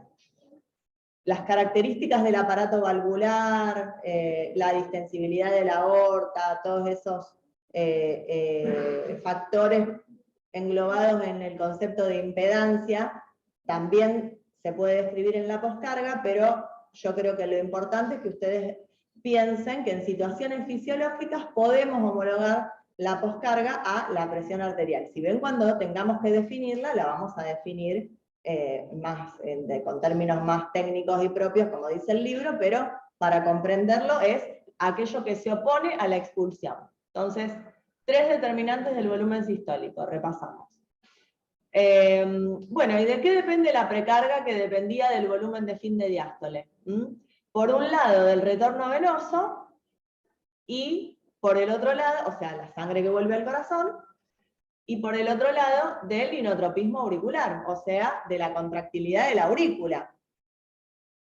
¿Se acuerdan que en la fase de lleno, recordamos ciclo cardíaco, ¿no? La sangre entraba por diferencia de presión, y en la última parte de la fase de lleno, la contracción auricular daba un plus de llenado al ventrículo, o sea, que ambas cosas van a influir en el volumen de fin de diástole. ¿Sí? Retorno venoso e inotropismo auricular. Y a su vez, también la distensibilidad del ventrículo, ¿verdad? Si es un ventrículo que es poco distensible, entonces va a disminuir el volumen con que se llena. Pero bueno, en situaciones fisiológicas tampoco tiene tanta importancia. Bien, y acá esto es importante, el retorno venoso. Este cuadro es fundamental poder analizarlo y tenerlo en claro, porque lo aplican después a fisiología del ejercicio, a cualquier situación de estrés, es muy importante. Toda la parte de... explica todo lo de hemodinamia en realidad, si uno se pone a pensar. Bien, el retorno venoso va a depender, por un lado, de la volemia, o sea, el volumen total de sangre que existe en el organismo. Por el otro lado, va a depender del tono venoso, o sea, de la magnitud de la contracción del músculo liso, de las paredes de las venas. Y por otro lado, del bombeo venoso, que ustedes saben que tiene que ver con el impulso a la vuelta de la sangre venosa al corazón por parte de, que lo produce la contracción de los músculos de los miembros inferiores y las presiones en el tórax y el abdomen, ¿sí? Que también ayudan a que vuelva la sangre al corazón. ¿Sí? Entonces, todos los determinantes del retorno venoso que van a, junto con el inotropismo auricular, determinar el valor del volumen de fin de diástole y la precarga. Bien. Por otro lado, habíamos dicho entonces que PAM es volumen minuto cardíaco por resistencia periférica total. Y acá, si bien, está la ley de Poiseuille, ¿sí? Que bueno, que tiene una fórmula, pero en realidad lo más importante es que ustedes recuerden las variables que componen esa fórmula. O sea, ¿de qué depende la resistencia? Depende de la longitud del vaso, depende de la viscosidad de la sangre, y fundamentalmente, porque en la fórmula esté elevado a la cuarta potencia, que eso se pueden preguntar, depende del radio del tubo, del vaso sanguíneo, ¿no es cierto? Entonces, si hay una vasodilatación, aumenta el radio, disminuye la resistencia. Si hay una vasoconstricción, disminuye el radio y aumenta la resistencia. Bueno, este cuadrito ahora lo vamos a aplicar para ver cómo, modificando estas variables que aparecen, yo manipulo el valor de presión arterial media. Bueno, y algo muy cortito de autorregulación cerebral. ¿Por qué? Porque en realidad este mareo que siente Lorena tiene que ver con el flujo sanguíneo cerebral. Entonces, recuerden que en esta UP entran circulaciones especiales. Y una de las circulaciones especiales es la circulación cerebral. Entonces, básicamente, vamos a esbozar el concepto de autorregulación en cualquier lecho, ¿no es cierto? Ustedes recuerdan, acá les hice este esquemita, vale, les coloqué este esquemita de Guyton, donde nosotros, la ley general de flujo, que flujo es delta P sobre resistencia, generalmente la aplicamos al circuito sistémico en su totalidad, ¿no es cierto? Como por ejemplo en la diapositiva anterior. Porque tomamos como los extremos del circuito la presión arterial media y la presión venosa central. Entonces, bueno, ahí estoy hablando del circuito mayor en su totalidad, entonces tengo que ver que el flujo va a ser igual a la diferencia de presión entre los extremos del circuito dividido la resistencia. Ahora, ¿qué pasa? Cada lecho vascular, en particular, también responde a la ley general de flujo. O sea que, si, por ejemplo, ¿no? En el lecho vascular cerebral, yo puedo decir que el flujo sanguíneo cerebral va a ser igual a la diferencia de presión entre los extremos del circuito cerebral dividido la resistencia de ese lecho vascular cerebral. ¿Sí? Repito, cada lecho vascular en particular también responde a la ley general de flujo. ¿Sí? Entonces, en fisiología, ¿a qué me refiero cuando digo autorregulación del flujo sanguíneo en un lecho vascular? Esto tiene que ver con que ante cambios en la presión arterial media, ¿sí? Que es la presión de las arterias del circuito sistémico, esto que estoy hablando, ante cambios en ese valor, cada lecho vascular en particular regula la resistencia periférica local, digamos, su resistencia de ese propio lecho, para que el flujo se mantenga constante. Vamos acá a un ejemplo, que es justamente el cerebro.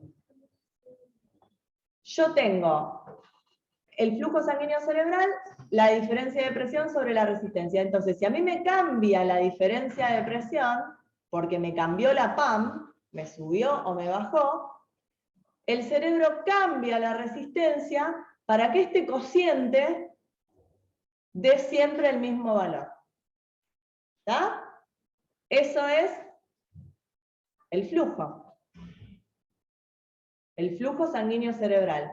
Que acá les puse el valor, no para que lo sepan, aunque bueno, está, en Gannon está, y en el Guyton creo que también.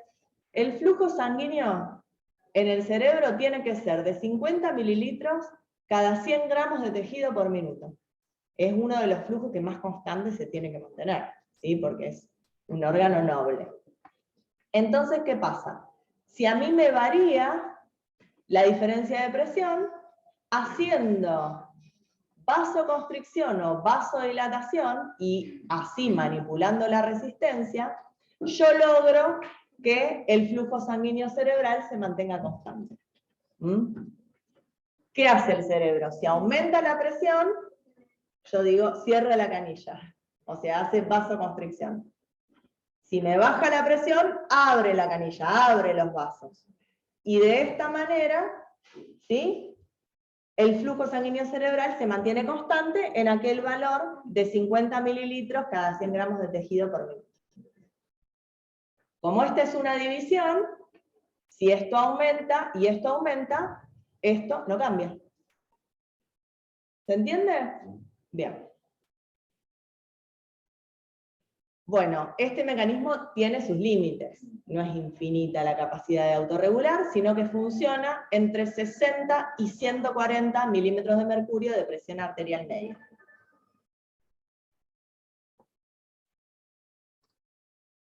Bueno, y ahora sí, Lorena. Yo estoy más incómoda acá. Tendría que... A ver. Bueno, no sé. Hablando de estar agachada. Bueno, Lorena estaba agachada con la cabeza hacia abajo, se levantó bruscamente, sintió como su corazón se aceleraba y pensó que iba a caerse, y se la vio pálida. A ver, a lo mejor no sirve. Se la vio pálida y sudorosa. Entonces, bueno, ahora tenemos que explicar un poco, intentar analizar todo esto. Ah, ya veo. Ah, no desliza mucho. Vamos a probar. Sí, ahí creo que más o menos. No sé por qué, qué raro. Bueno.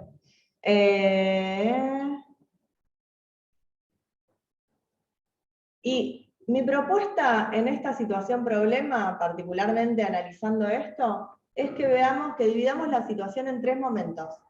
Uno que, si bien acá está acostada, sería el momento donde está agachada, pero que nos sirve analizar qué pasa cuando está acostada, haciendo, bueno, un paralelismo medio forzado, porque la parte de los miembros inferiores no es lo mismo estar acostada que estar agachada.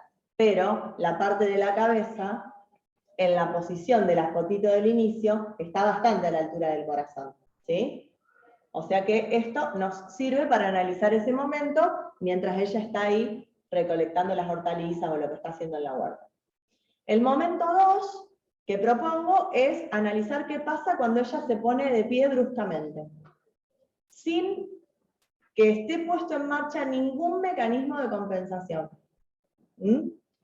Y el momento 3, cuando analicemos ese momento, vamos a analizar qué ocurre cuando se ponen en marcha los mecanismos de compensación. Entonces así vamos a poder pensar ordenadamente toda la fisiología y la sintomatología.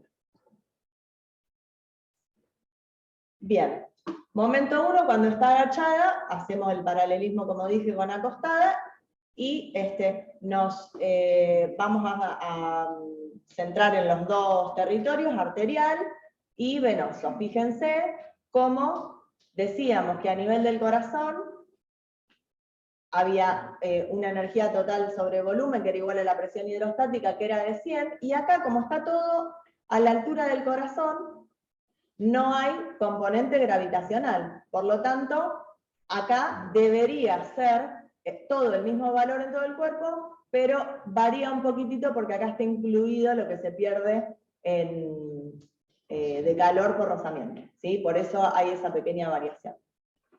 También la misma pequeña variación cuando hablamos del sector venoso, pero fíjense que los valores de presión hidrostática son muy coincidentes en todos los puntos del cuerpo, tanto en arterias como en venas. ¿Qué pasa cuando se pone de pie bruscamente? Bueno, yo lo que les propongo acá es, basándonos en lo que analizamos del teorema de Bernoulli, centrarnos en la presión arterial en la cabeza y la presión venosa en los miembros inferiores, que es lo que más nos va a explicar el trastorno. Después vamos a sumar el tema de la escasa ingesta de líquido, etc., ¿no? Pero desde el punto de vista hemodinámico brusco es esto. Dijimos que cuando se pone de pie, disminuye la presión hidrostática a nivel de la cabeza, me disminuye la presión arterial a nivel de la cabeza. Y lo hace bruscamente por el cambio de postura. ¿Sí? Entonces, me disminuye la presión de perfusión cerebral, ¿sí? O sea, la presión que tiene ese riesgo sanguíneo hacia el cerebro. Y ahora nos vamos a analizar qué pasa en los miembros inferiores con las venas. Sabemos que la presión hidrostática, como analizamos al principio, aumenta. Entonces, como ocurre bruscamente, y las venas son vasos muy distensibles, ¿sí? O sea que con pequeños cambios en la presión aumenta mucho el volumen de sangre que contienen, por eso decimos que son vasos de capacitancia.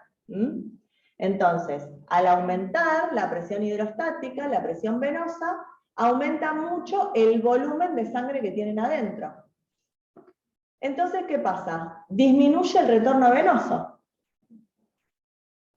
Piensen en el cuadrito de los determinantes de la presión arterial. Me disminuye, por lo tanto, el volumen de fin de diástole en el corazón. En el ventrículo izquierdo, por ejemplo, ¿no? Por lo tanto, me disminuye la precarga ventricular, como estuvimos analizando. Y como consecuencia me disminuye el volumen sistólico. Y si me disminuye el volumen sistólico y los otros parámetros permanecen constantes, me disminuye el volumen minuto cardíaco, que era uno de los dos determinantes de la presión arterial media.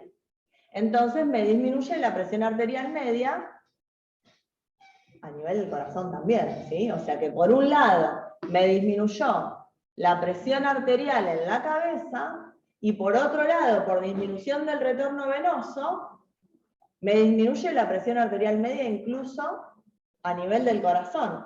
Como resultado de estos dos procesos, me disminuye bastante la presión de perfusión cerebral.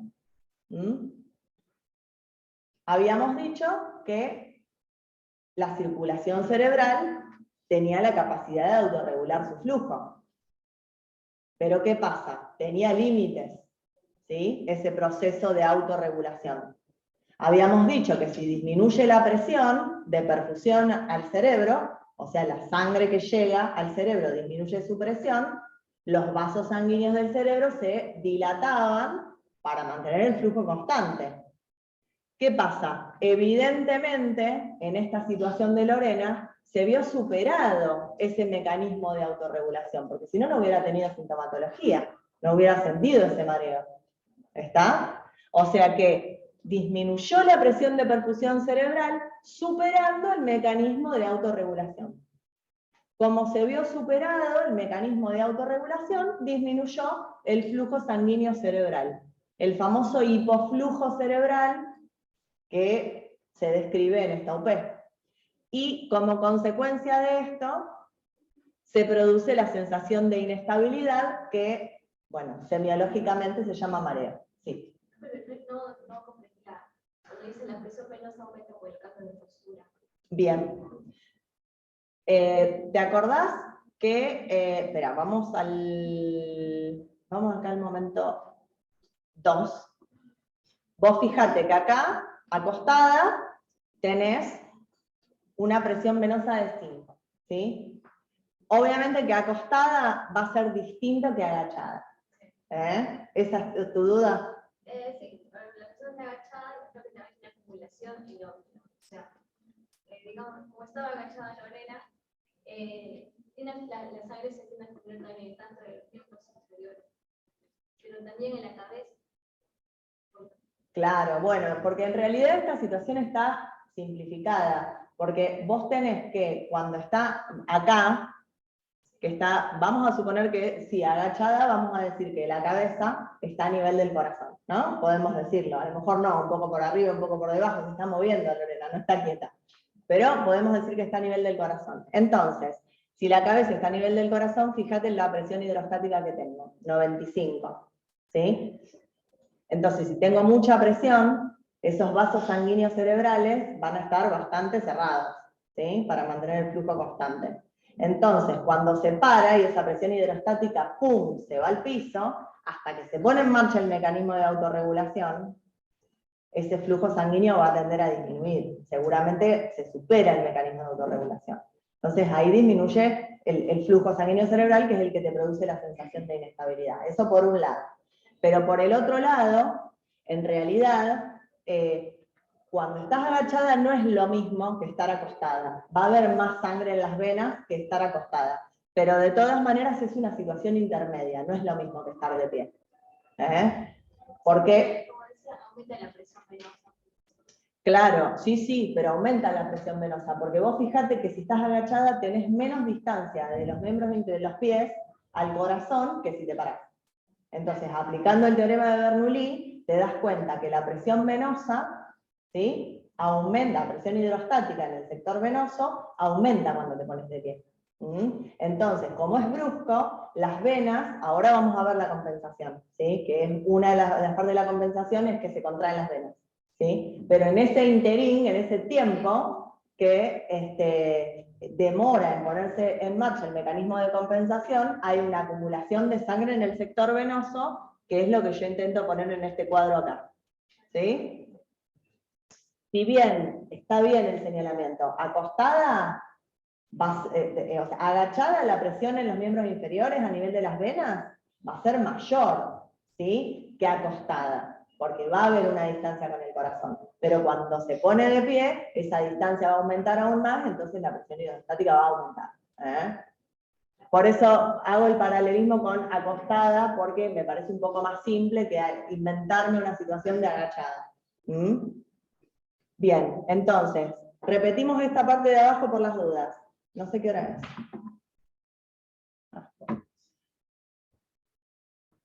La presión venosa hidrostática, ¿no?, en los miembros inferiores, aumenta.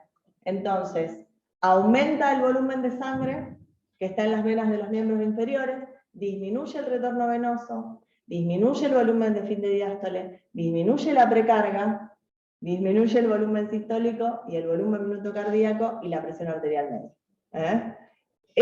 La secuencia de explicación y de razonamiento hasta llegar a la presión está todo dado por el cuadro. Ese cuadro es la clave de muchas de las explicaciones.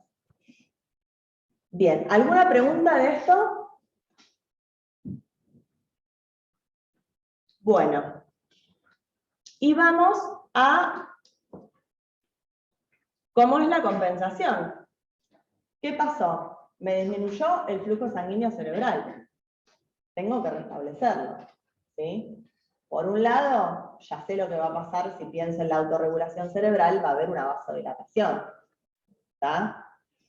Pero a su vez, también el organismo va a intentar restablecer el valor de presión arterial media. Y para esto tiene que primero detectar esa caída de la presión. Y después va a haber una respuesta que intente volverla, esa presión arterial media, a la normalidad. Bueno, y esto ustedes ya lo saben, el reflejo varoreceptor tiene, los receptores son mecanorreceptores de estiramiento, que están en el callado de la aorta, acá abajo, ¿sí? Y a nivel de las carótidas, estos lo que hacen es sensan, o sea, cuando dejan de estar estirados porque baja la presión, disminuye la intensidad de los potenciales de acción que envían al tronco encefálico, ¿sí?, vía glosofaringio y neumogástrico, y bueno, que lo envían al núcleo del tracto solitario, ¿verdad? El tema de la organización de lo que es el centro vasomotor, por ahí va, no es exactamente igual en los libros. Yo creo que lo importante es que hay una zona donde los estímulos, llegan las aferencias, ¿sí?, y que luego, digamos, se proyectan sobre los núcleos autónomos que van a tener eferencias simpáticas y parasimpáticas, ¿sí?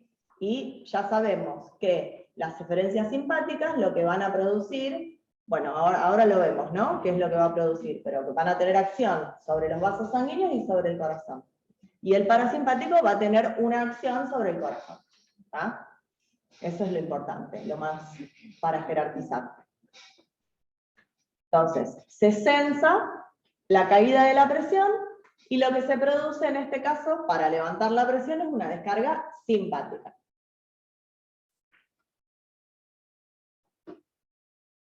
Y no tengo más que analizar qué pasa con todo esto cuando descarga el simpático.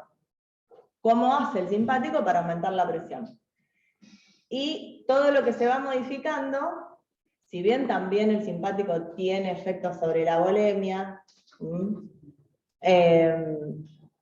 de todas maneras señalé lo más importante para analizar en este momento. Por un lado, ustedes saben que... Ay, no me funciona, me voy a poner acá un momento.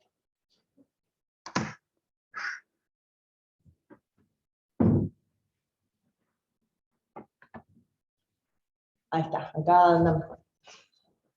Por un lado, saben que por los receptores, por estímulo de los receptores alfa-adrenérgicos, se produce vasoconstricción, ¿sí? Se contrae el músculo liso de las paredes vasculares, tanto de arterias como de venas. Entonces acá, donde teníamos el tono venoso, aumenta el tono venoso, ¿sí? Se contraen las venas, por lo tanto, favorece el retorno venoso. A su vez, a través de los receptores beta-1, se aumenta el inotropismo auricular. Estas dos cosas aumentan el volumen de fin de diástole, con lo cual aumenta la precarga. A su vez, en forma directa, también por receptores beta-1, el simpático aumenta el inotropismo ventricular. Estos dos determinantes del volumen sistólico, que se relacionan en forma directa con el volumen sistólico, aumentan el volumen sistólico. Y también los receptores, a través de los receptores beta-1, se aumenta la frecuencia cardíaca, actuando sobre el nódulo sinusal. Si aumentan volumen sistólico y frecuencia cardíaca, aumenta volumen minuto, aumenta presión arterial media. Y a su vez, lo que se produce es, esto habíamos hablado que se contraían las venas.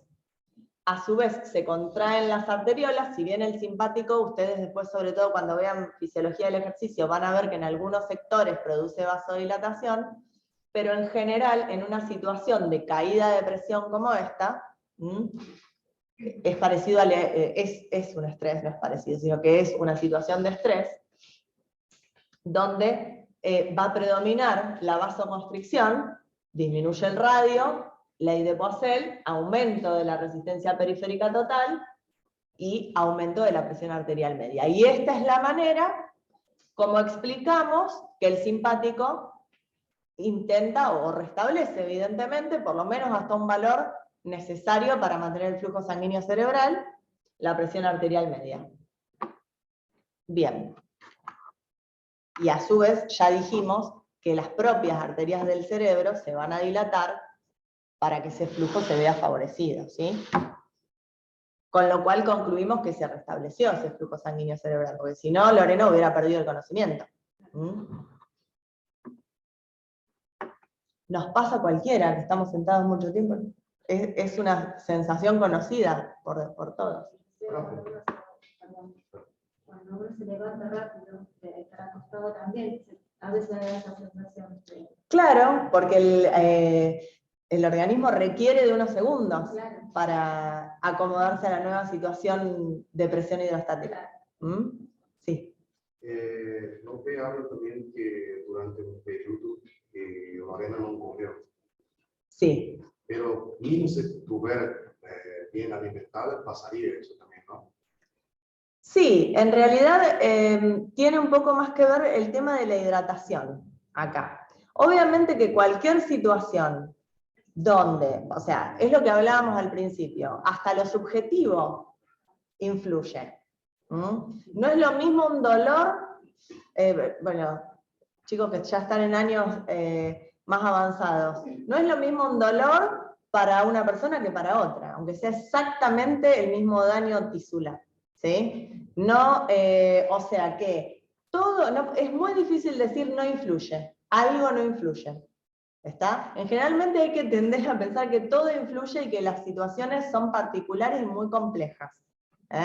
Pero si yo te digo qué es lo que jerarquizo para dar explicación a la sintomatología, tiene que ver con el flujo sanguíneo cerebral. Y a lo mejor no tanto con la situación metabólica. Pero a su vez, la hidratación, como a lo último yo pongo en una diapositiva para que lo tengan presente, también es importante. Entonces, cuando hablamos de prevenir que a Lorena no le vuelva a pasar, obviamente que vamos a incluir todo, vamos a incluir que se proteja del sol, las pausas, la hidratación, la alimentación, la posibilidad de que alguien le cuide las nenas, o sea, hay que poder ver la situación desde lo más chiquito hasta lo más grande e incluir todo, ¿está? Bien, seguimos.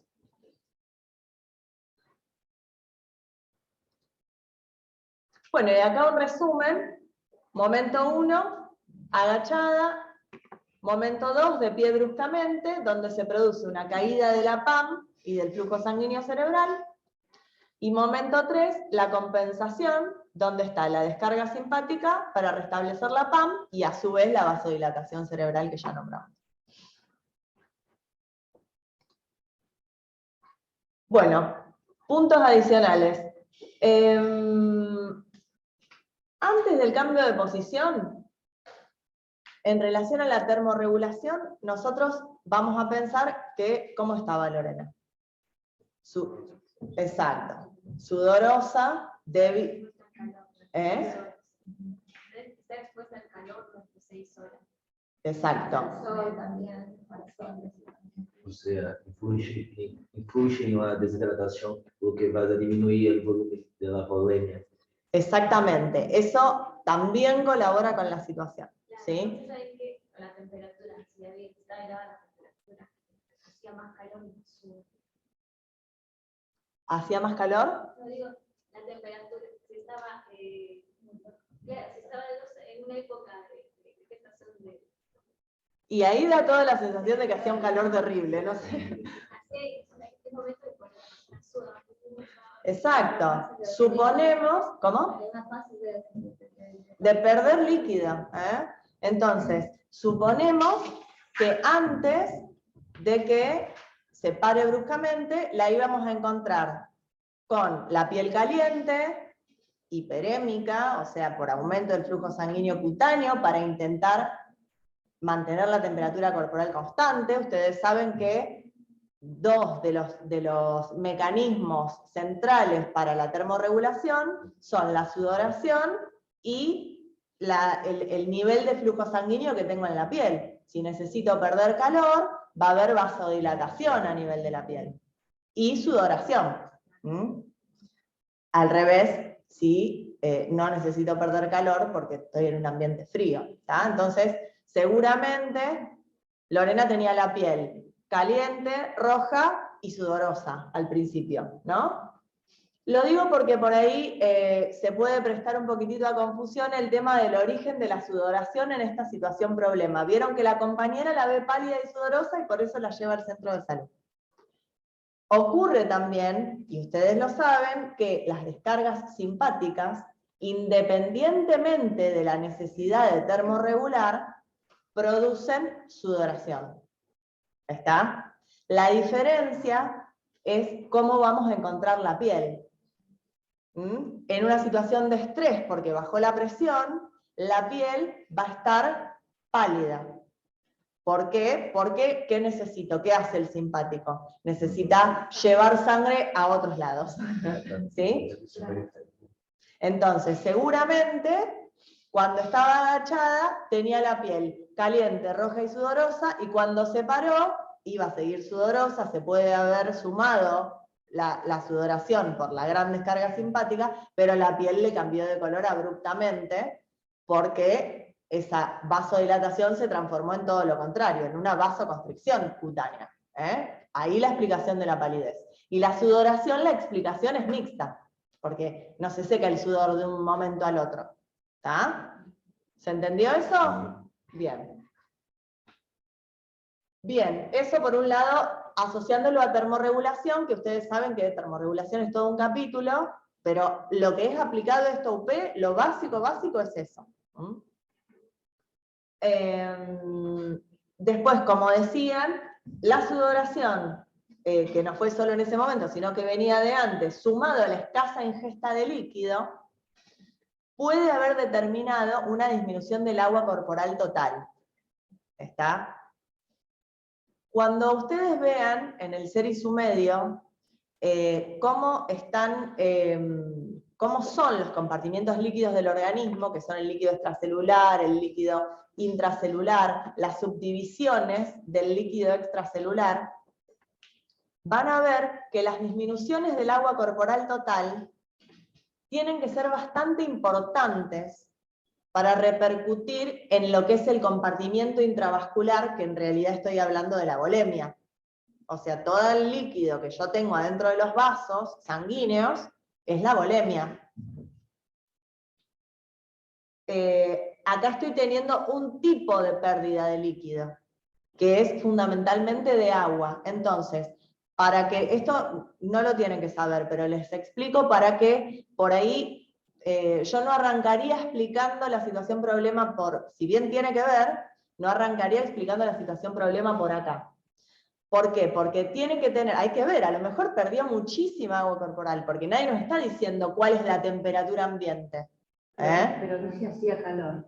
Claro, hacía calor. Seguramente colabora con el trastorno, ¿sí? Porque, por supuesto, que un mínimo de volemia va a disminuir, y puede disminuir bastante. Entonces, en realidad, dependiendo de cuál haya sido la magnitud de esa pérdida de líquido, es que la disminución de la volemia nos va a explicar esta situación, o no tanto. ¿Se entiende?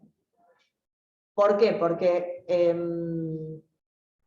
tiene que haber sido una pérdida bastante cuantiosa para que haya una disminución de la volemia.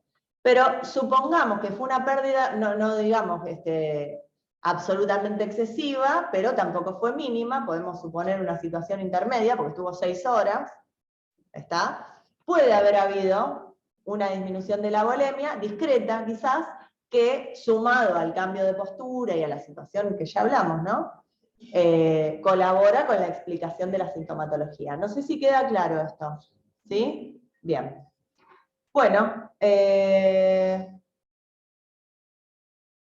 sigamos.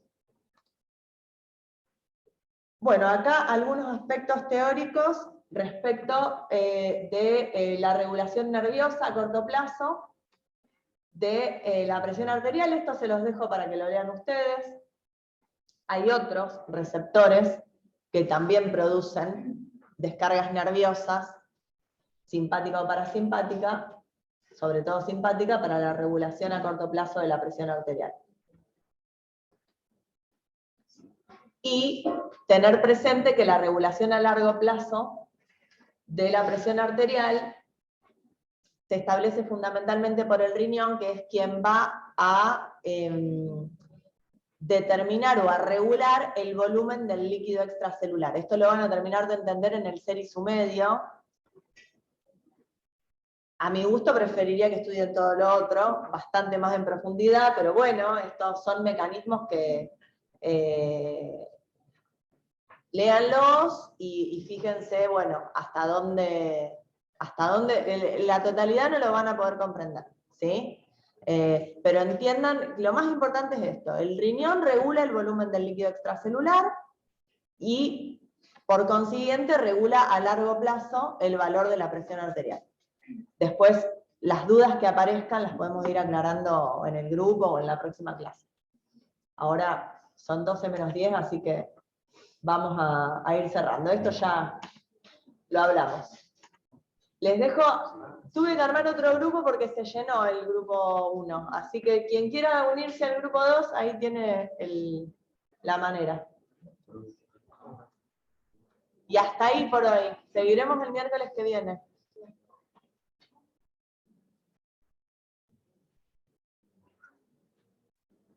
Muchas gracias a ambas. Bueno, nos vemos. Gracias por estar.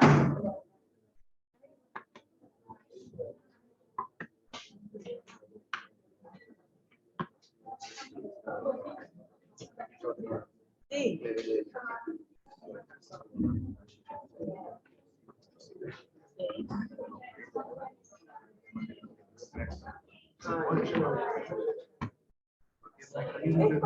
Mecanismos de defensa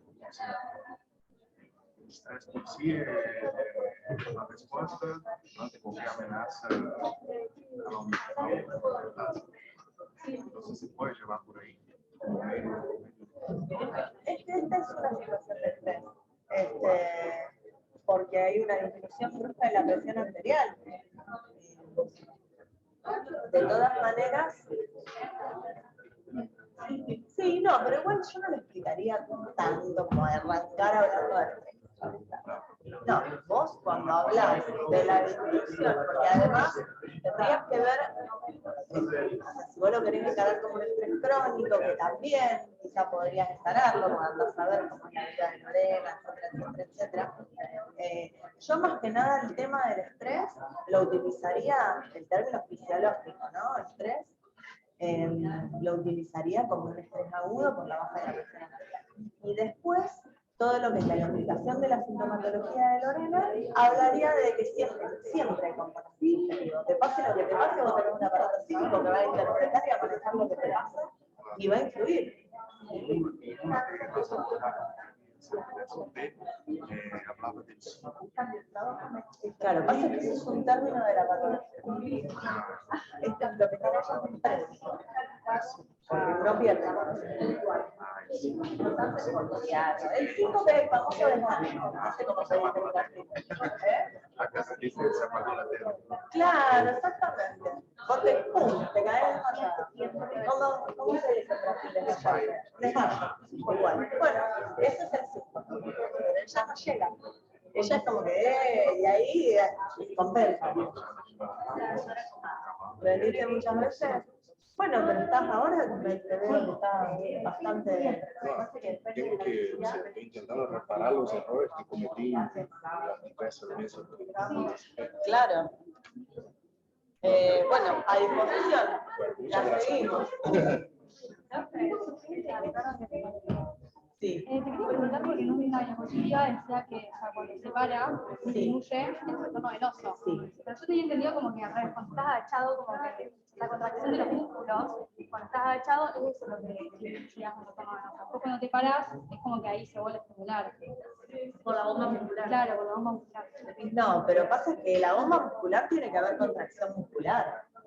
Vos en ese primer momento donde te parás, sí se produce un estancamiento de sangre en los miembros inferiores. Incluso hay que ver, ¿no? Si vos estás, habría que ir específicamente a pensar la situación de agachada como es a nivel del sector venoso. Yo creo que te diría que en los tejidos, estoy hablando haciendo hipótesis, en los tejidos circundantes, cuando vos estás agachada, tenés un aumento de la presión, y de esa manera, eso actúa como un contenedor de líquido que vaya a la sangre estando agachada. Es lo que estoy pensando ahora que vos me lo dejás. Y claro que las venas son insensibles y en ese momento no están contraídas.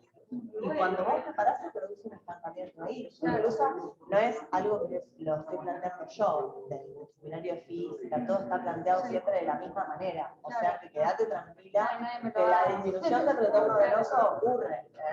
Ocurre porque básicamente hay un golpe de presión hidrostática, las venas ¡pum! Se llenan de sangre y hasta que acomodan. Claro, creo que eso es una idea que la tutora nos dijo, como que en el momento que ella se para, se aumenta el retorno porque contrae los músculos de la pantorrilla. No, yo te diría, mira, si vos te querés quedar tranquila, vos hablalo con cualquiera de los expertos. Pero esto está descrito, si vos fíjense en el campo, en el seminario de física está descrito y está, o sea, totalmente fundamentado, está tal cual lo que se está. Pero bueno, viste que por ahí los docentes podemos tener una interpretación muy errónea, nos puede pasar a todos, no es una cuestión. Trabajen en tutoría para que el resto no se quede con esa. Sí, podemos decir, sí, mañana lo podemos decir. Otra cosa también que hablamos ¿De qué ahí, disciplina es la tutora? física. ¿Quién es? Godoy. Claro, bueno. María le volvemos a preguntar. Claro, porque Natalia, también, no sé. charlenlo, díganles, fíjense si tomaron apuntes, charlenlo con ella. Incluso lo que te diría es que descargate la resolución de la ejercitación, que está justo esa pregunta. ¿Se vieron que dice incluso utiliza la palabra desmayo, que yo digo, ay, mira esa palabra que no va. Pero bueno, para que ustedes lo entiendan, está bien. Está totalmente explicado con la disminución del retorno venoso. Eso, además de lo que ocurre en la cabeza, que ya no hablamos. Claro. Pero una pregunta más, también lo charlamos ahí, el tema de la antidiurética. Como que nosotros hablamos de regulación de la presión arterial y nos dijo que no la tengamos en cuenta. Y porque en realidad la antidiurética, su misión central en el organismo es regular las molaridades. No es tanto el volumen y la presión. Pero ¿qué pasa? Cuando hay una disminución importante del volumen, el organismo va a privilegiar conservar el volumen a conservar las molaridades. Entonces ahí sí se va a disparar la antidiurética, aunque tengan la molaridad que tengan. Acuérdense que la antidiurética tiene estímulos osmóticos y no osmóticos. Dentro de los no osmóticos está la presión arterial y el volumen intravascular. Entonces, pasa que en realidad la regulación fina de la concentración de antidiurética, el día a día, digamos, tiene más que ver con la polaridad, que es la concentración de solutos en el líquido. ¿Ustedes cursaron el SAR? No. Claro, bueno, pero por eso les cuesta un poco. Claro, sí. Pero sí, interviene en la regulación de la presión arterial también. Claro. Pero no es como su misión central. Sí, nombrarla. Pasa que, bueno, es difícil cuando nombrar algo que no se Sí, sabe. además eso trabaja después, porque evolucionamos medio por arriba, ¿no? Exactamente. Pero bueno, en la situación de examen, ustedes digan, la verdad que yo intenté lo más posible comprender, pero bueno, desconozco la fisiología renal, entonces me cuesta un poquitito dar cuenta de una comprensión profunda del tema. De todas maneras, como sé que este tema entra, intenté puntualizar algunos detalles. Sí, eso está bueno. Y hago una última pregunta, perdón. Entonces, digamos, la explicación de que acelerar el corazón sería que los varios receptores sensan el cambio de presión, entonces envía las gerencias del simpático y una acción del simpático para aumentar la frecuencia cardíaca. Que después, digamos, vuelve a tener normal por el parasimpático. No, vuelve al valor normal cuando deje de hacer falta, digamos. Va a disminuir la estimulación. En realidad el parasimpático disminuye la frecuencia cardíaca. Vos viste que el sistema nervioso autónomo es como un equilibrio entre los dos sistemas. No es que necesariamente tiene que haber una descarga parasimpática para que disminuya la frecuencia cardíaca. Claro. Con disminuir el tono simpático probablemente esté bien. Bueno, muchas gracias. Mil gracias. No, por favor.